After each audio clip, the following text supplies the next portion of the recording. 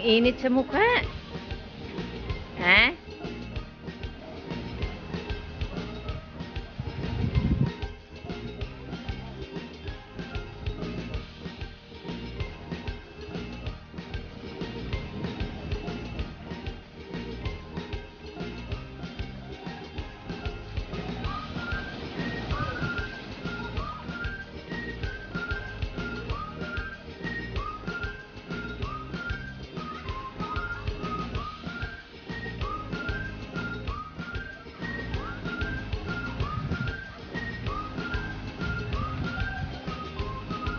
Maya-maya yan, puno na naman ang tao. Ang init.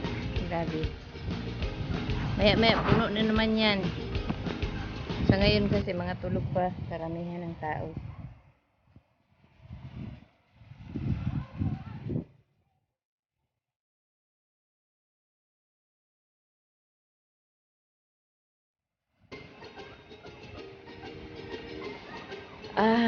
Sarap ng init. Sarap ng init sa mukha ba? Napaka-high tide pala pagka umaga.